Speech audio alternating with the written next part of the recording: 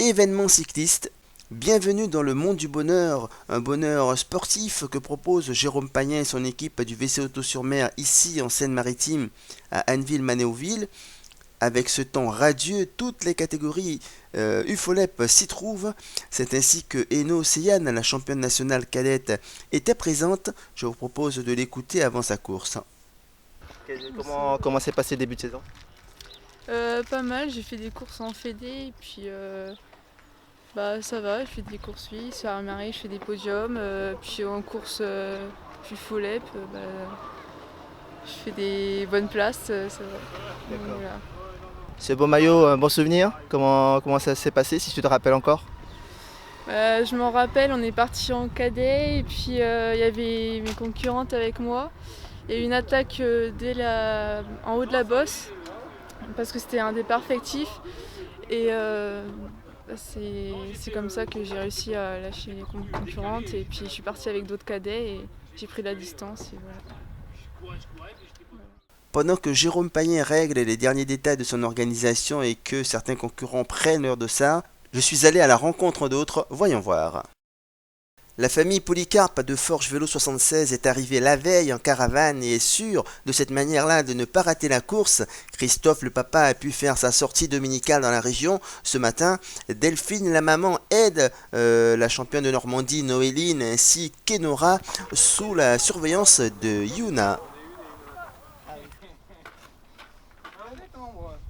Si avec ça tu gagnes pas, massage de pro. Toujours avec des acteurs de Forge Vélo 76, la famille de Molière, Ludovic et Ingrid se préparent aussi. Ouais, on a fait les 158 km. Ouais. Le temps n'était pas extra, donc Ouais. on n'a pas fait la grande boucle. Mais bon, D'accord. ouais, c'est une super. Ouais, la forme. Ça va. Bah, le fait de faire une grande cyclo comme ça, ça me travaille un peu l'endurance, quoi, pour les routes de l'Oise. Ouais. Et puis, bah, on verra bien. Hein. On verra Ça bien. sera une première participation pour la route de Non, l'Oise? une deuxième. Une deuxième. Bon, mon point faible, c'est le contre-la-montre, mais après, bon, je suis sur la course en elle-même. Je suis bien, quoi. L'objectif alors? Finir. Finir. Ok, merci Voilà. bien. À tout à l'heure peut-être Ouais. pour une place sur le podium? Ouf, ça va être difficile, mais pourquoi pas. Ouais. D'accord, ok. Merci Ludovic. On va écouter maintenant quelques sportifs avant leur départ. Et Ça fait 10 ans que j'ai pas couru, donc ça fait 10 ans? ouais, Vous donc, reprenez j'ai cette repris année? Ouais. Ça va se faire plaisir, quoi. Ok. Vous faisiez quand même du sport entre Avant, dans ouais. les- Ouais, je faisais du vélo, mais pas en course, quoi. Enfin, j'avais arrêté les courses, quoi. D'accord. Et là, comme je voyais que j'avais le niveau à l'entraînement, j'ai dit tiens, je vais reprendre un peu. Soleil, pour l'instant tout va bien. Ouais. Après, voilà, dans la bosse, c'est là que ça va jouer. Je pense qu'il y a des concurrents, il y a des bons grimpeurs. Bonjour. On a le trio gagnant aujourd'hui là. Pourquoi pas. Pourquoi pas? Comment ça va? Alors, c'est pour qui la victoire aujourd'hui? Bon, on verra déjà par rapport à hier, ce qui s'est passé la course d'hier, donc voir si ça tient au bout de quelques tours. Donc t'as couru hier? Ouais, au Moulino, D'accord. Le résultat? gagné. Gagné? Oui. Ah ben voilà, tu vas monter alors. Oh, bah, on va attendre, on va essayer d'en gagner une autre et puis ouais, pourquoi pas. Ok. Merci. Ouais. Et toi, la forme depuis la chapelle? Ça va. Ça va? Bon. Ouais. Tu vas voir aujourd'hui? T'as de l'ambition aujourd'hui? T'as de l'ambition? Ouais, on va essayer d'être devant, oui, c'est sûr. D'accord. Le circuit me convient alors. Ok, t'es un grimpeur? Ouais. Il y en a d'autres, peut-être toi aussi? Peut-être t'es grimpeur toi? Un plus rouleur. Pardon? Plus rouleur. Plus rouleur. D'accord. Et aujourd'hui alors, comment tu te sens? Bah ça va, j'ai couru hier donc. T'as couru hier aussi? Ouais. Pareil à Molino? Non, à Saint-Germain-sur-Brel. Saint-Germain-sur-Brel. Et comment tu te sentais? Quels étaient les résultats ou le résultat? Je me sentais bien, j'ai percé dans l'avant-dernier tour. Ah bon? Tu vas prendre une revanche contre le sort aujourd'hui alors? Ouais, on va essayer. Peut-être un Tu petit vas avoir 17 ans. D'accord. Et t'as déjà gagné cette saison? Ouais, de 3 fois. 3 fois? Tu vas monter alors? Ouais, on va essayer. Plusieurs véhicules, voitures et motos étaient sur la course pour assurer la sécurité et les infos, comme la présence de Dominique de la Place, ainsi que mon motard André Millet, qui est également passionné de photos, l'excellent pilote qui va me conduire pour réaliser les images que vous allez voir. Alors, en route pour la course du WC Auto-sur-Mer à Anneville-Manéoville. On débute donc avec les deux premières courses de l'après-midi. La troisième catégorie est partie 2 minutes plus tôt. Ce groupe que nous suivons, le groupe des GS, incluant les trois féminines, Pauline Payen, Enora Polycarpe et Ingrid de Molière, est dans son premier kilomètre en avançant piano piano. Là, on est dans la première montée dans cette partie très difficile. Le dossard 103, il s'agit d'Ingrid de Molière, a du mal à suivre, alors que les deux autres filles, Pauline Payen et Enora Polycarpe, restent dans le groupe.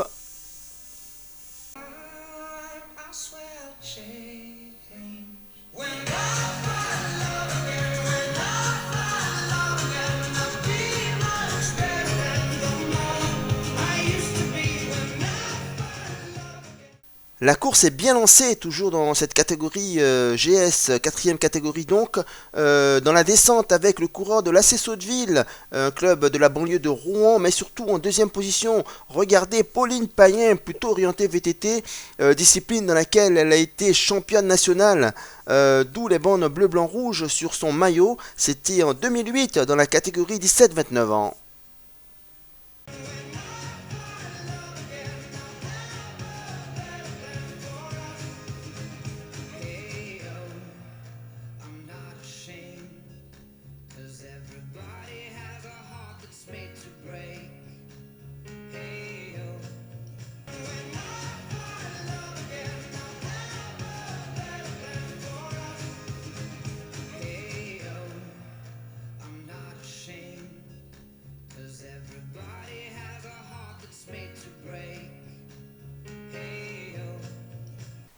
Enora Polycarpe, là avec son maillot de championne régionale, n'a pas envie de laisser partir Pauline, elle reste au contact.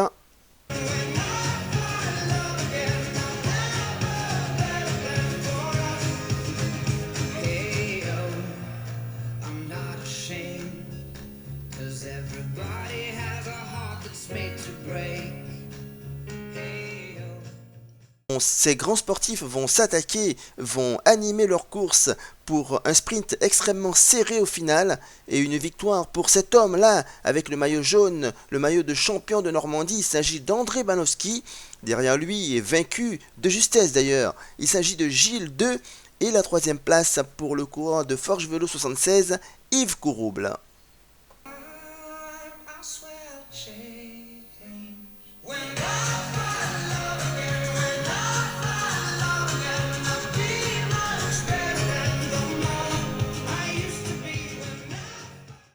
Alors Gilles, tu as réalisé une belle course, il manquait peu de choses pour la victoire. Oui, apparemment à demi-pneu, on va dire, grosso modo.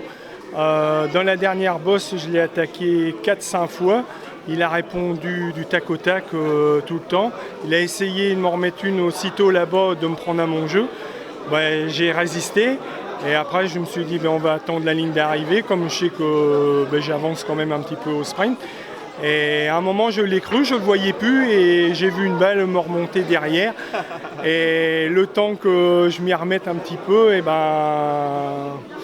je me voyais vainqueur, lui me voyait vainqueur, on ne savait pas, heureusement qu'il y avait la photo. Alors fair play, je veux dire, il n'y a rien à gagner, c'est la sportivité. Donc aujourd'hui c'est lui, demain ça sera peut-être moi. Et puis voilà, je ne conteste pas le résultat de la photo. Voilà, tout à fait. Sans plus attendre à la catégorie des GS. Avec sur la plus haute marche de ce classement et de ce podium de GS, les couleurs du Véloscope d'Atanville avec André Alexandre Banowski.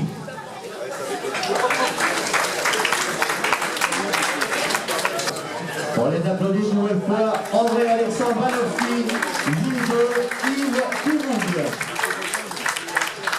On va appeler, et sous vos applaudissements, les couleurs du Forge Vélo 76 avec Océane et nous.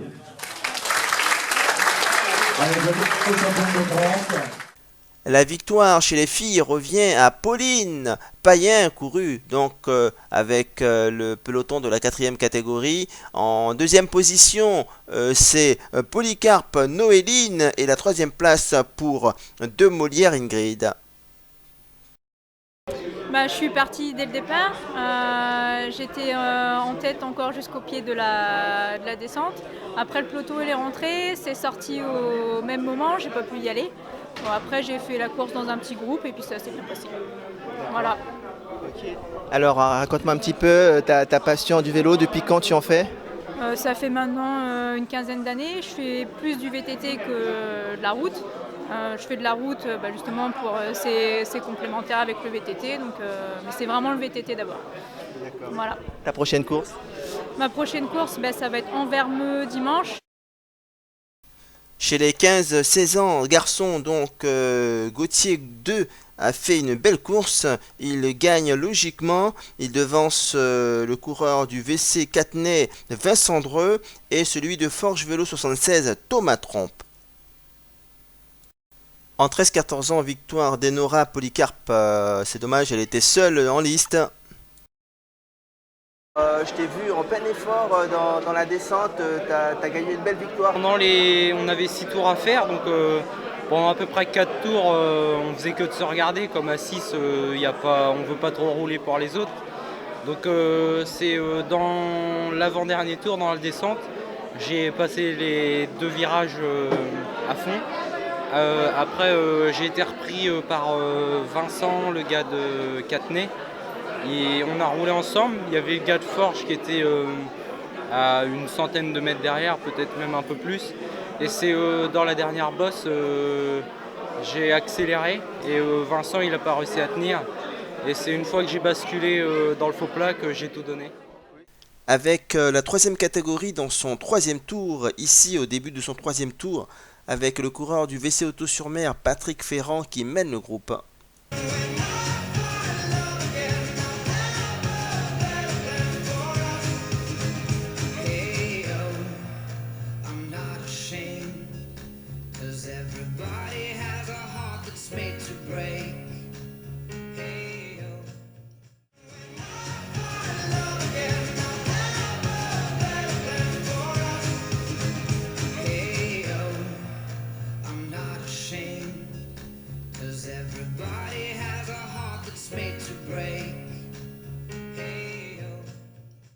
On est dans le 4e tour là et Patrick Ferrand mène le groupe, lui le spécialiste de VTT. Il me disait lors d'une de ses premières courses à Chapelle-Réanville qu'il allait se mettre de plus en plus aux courses sur route. Il le démontre ici en étant omniprésent devant.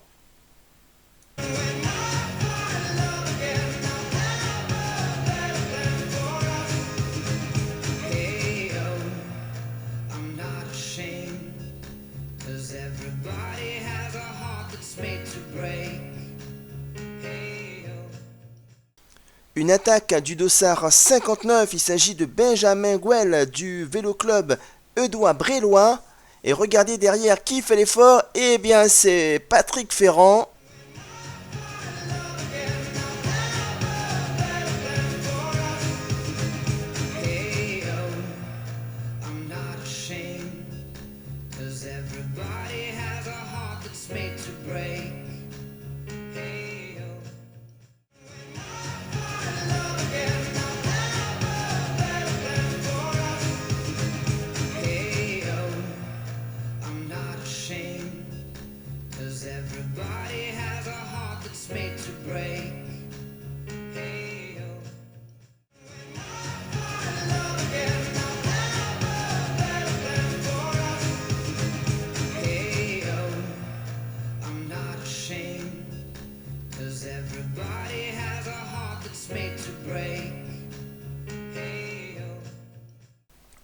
On est à la fin de cette course de 3e catégorie, il reste environ 16 km à parcourir et regardez les 2 coureurs du Vélo Club Eudois-Brélois, ils discutent, ils forment, ils mettent en place un plan d'attaque avec, donc il s'agit de Fouque et de Gouel, ils vont informer Patrick Ferrand de leur initiative. Et sans doute comme prévu, regardez bien en bas de la côte, ils vont visser, ils vont accélérer, ils vont rouler à 50 km/h. Et c'est le coureur du Thomas Belgaille de la Feuille Cycliste qui fait l'effort, qui roule pour revenir. Il va sans doute laisser un peu de force préjudiciable pour les 2 tours qui restent.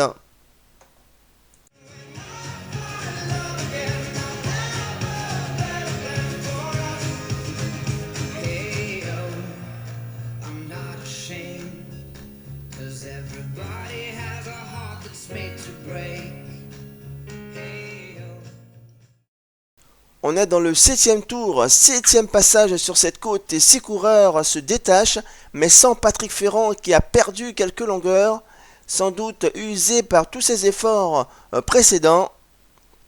Va-t-il revenir? C'est ce qu'on va voir tout à l'heure. Mais aussi le dossard 60, Célier Justin et Thomas Belgay de la Feuille Cycliste, là, sans doute aussi beaucoup d'efforts pour revenir tout à l'heure sur le plat après l'attaque concertée. Voyons voir.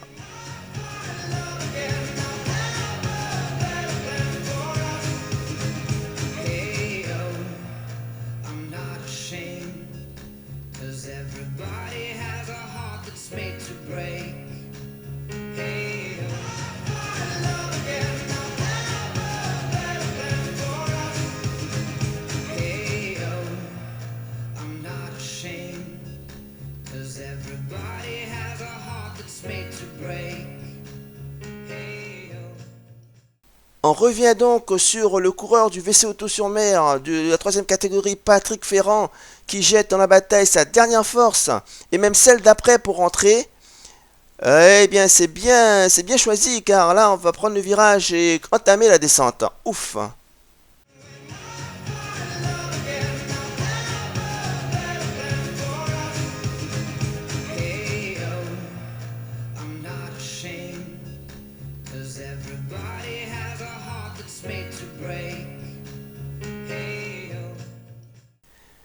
Il reste environ 2 km, dernière descente donc, il n'y a pas eu d'attaque, il n'y a pas eu de tentative d'échapper dans ce dernier tour. Les coureurs donc arriveront ensemble sur la ligne pour disputer le sprint, et dans cette situation-là, c'est le plus rapide, c'est le coureur du WC Eudois Brélois, et je l'ai interviewé juste avant son départ. Il s'agit de Florent Fouque. Il devance au sprint donc le coureur de Bois-Guillaume, Éric Lemoine, et de Sotteville, Romain Hurtel. Voyons voir.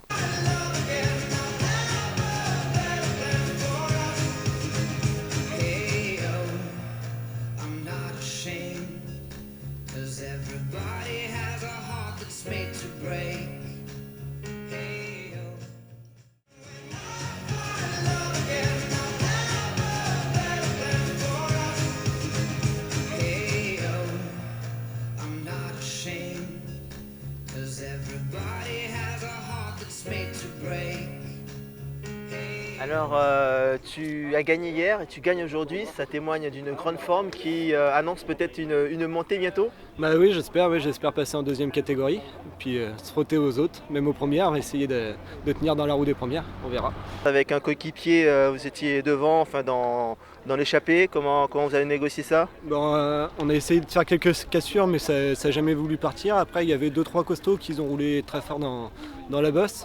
Du coup, on les a accompagnés au maximum. On a essayé de ressortir encore dans le dernier tour, mais on a vu que c'était pas possible.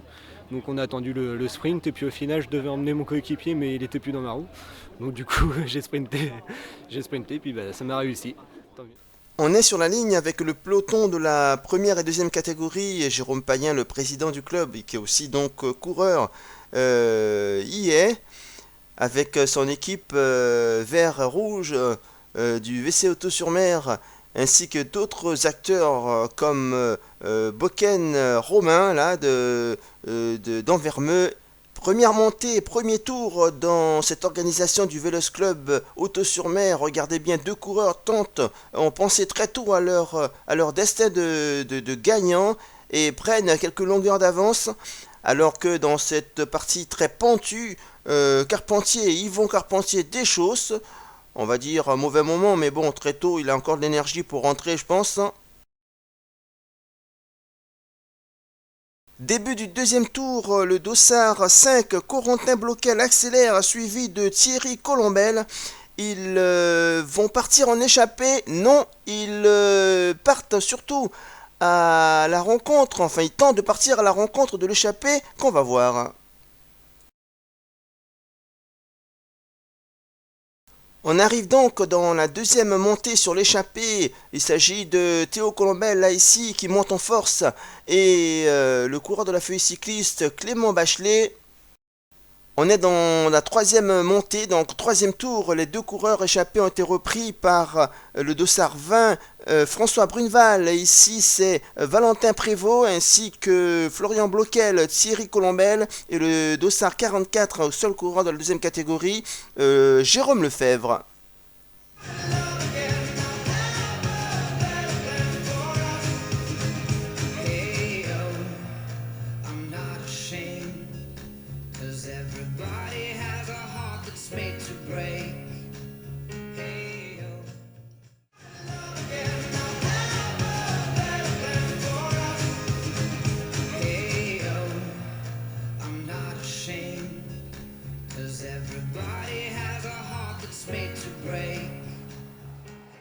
On est qu'au troisième tour et ils n'ont pas beaucoup d'avance. Un petit groupe de 4 fait l'effort pour revenir.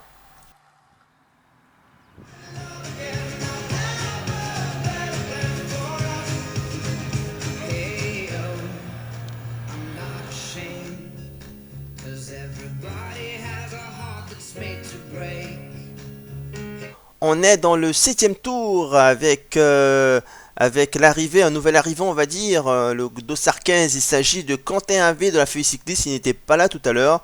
Il était, rappelez-vous, dans le groupe de contre. On reconnaît aussi Dupont-Grégory qui était dans le groupe de 4 tout à l'heure. Il est précédé par Théo Colombel, toujours à l'attaque dès le premier tour, il est là encore, ainsi que Clément Bachelet avec son dossard 25. Qui vient à sa hauteur, c'est Valentin Prévost. Ça se discute, je pense, et comme souvent, Valentin Prévost va se mettre à la tâche pour emmener le plus loin possible Clément Bachelet, qui a un bon potentiel au sprint. Il roule non pas pour s'éloigner du peloton, mais pour se rapprocher de l'homme en échappée qu'on va voir tout de suite. Il s'agit de Florian Boken, le coureur d'UC Anvermeux. Il est parti donc, s'il arrive au bout, pour une aventure d'un peu moins de 21 km. Voyons voir.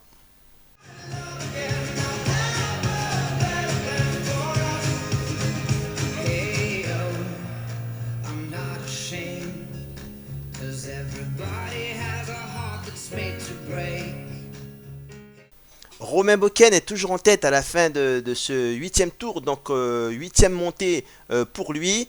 Va-t-il garder cette distance jusqu'à l'arrivée? Ce plan vous permet de voir l'écart réel qui existe entre l'attaquant, l'homme de tête, l'échappé donc, et ses poursuivants. Le groupe des poursuivants mené par le coureur de la Feuille Cycliste que vous avez vu tout à l'heure, hein, qui a pris la manette, c'est Prévost Valentin. Là, à la fin de la montée, juste après la partie la plus pentue, là c'est Théo Colombel qui a du mal à suivre. Il est vrai qu'il a beaucoup travaillé, c'était le premier attaquant avec Clément Bachelet. Là, le groupe s'éloigne.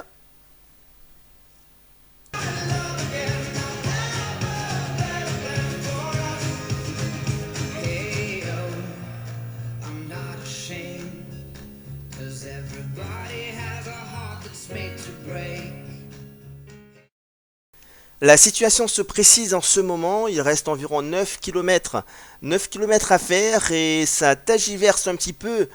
Clément Bachelet relance car Romain Boken est toujours devant, il a toujours quelques secondes d'avance. Dernier tour avec le groupe de contre et donc dernier tour, il reste environ moins de 6 km à parcourir.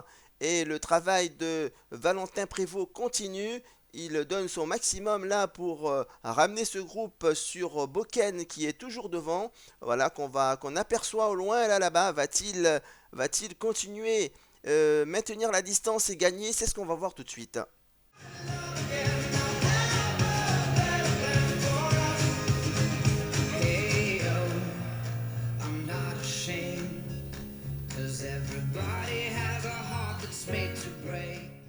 Une attaque de Quentin Havé suivie comme son ombre par François Brunel, Florian Bloquel et Grégory Dupont. En revanche, c'est fini pour Prévost qui a beaucoup travaillé, il est vrai, et relativement compliqué pour Clément Bachelet. L'attaque de Quentin va-t-elle condamner Bachelet? Voyons voir.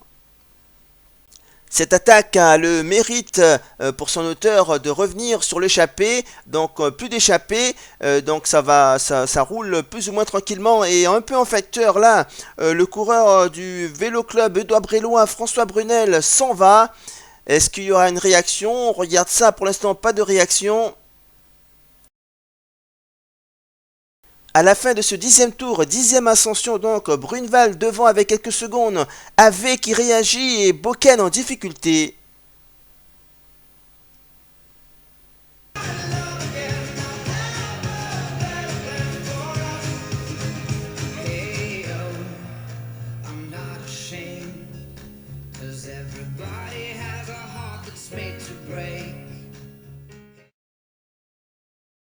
On est dans la dernière descente, il n'y a plus d'échappée, Bruneval a été repris, mais il a vraiment envie de se créer son destin de vainqueur, il attaque de nouveau. Qui va faire l'effort? Qui va répondre à cette attaque? C'est Bloquel qui est obligé de répondre car AV ne veut pas faire l'effort et condamner le retour de Clément Bachelet.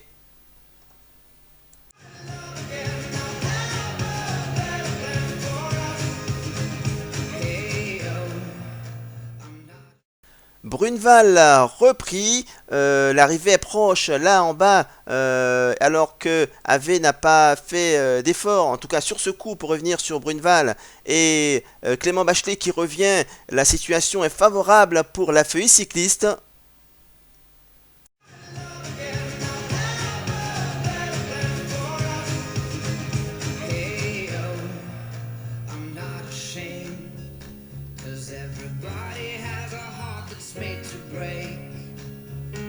Clément Bachelet revient vite, là il reste moins d'un kilomètre, il attaque tout de suite, mais Florian Bloquel a bien compris et ne veut pas le laisser partir.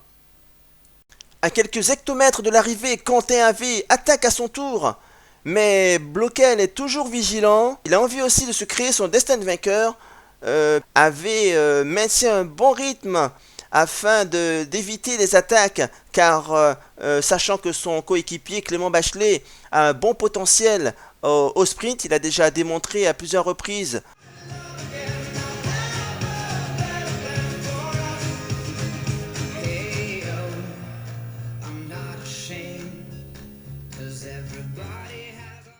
Attention, on arrive pour le sprint et c'est Clément Bachelet qui prend l'initiative d'attaquer, de lancer ce sprint. Bruneval renonce tout de suite. Par contre, Florian Bloquel lui conteste la victoire jusqu'au bout, mais c'est Clément Bachelet qui l'emporte.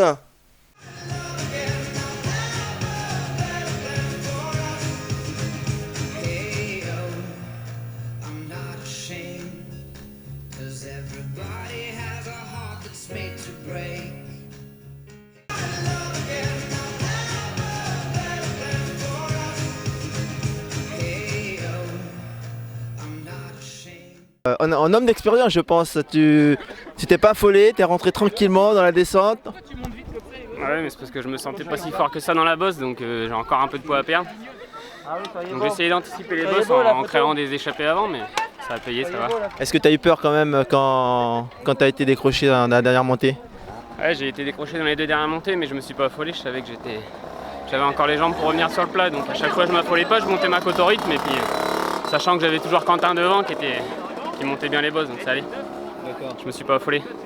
Et dans la descente, je t'ai vu faire des signes à ton coéquipier. Là tu avais confiance en ce moment-là.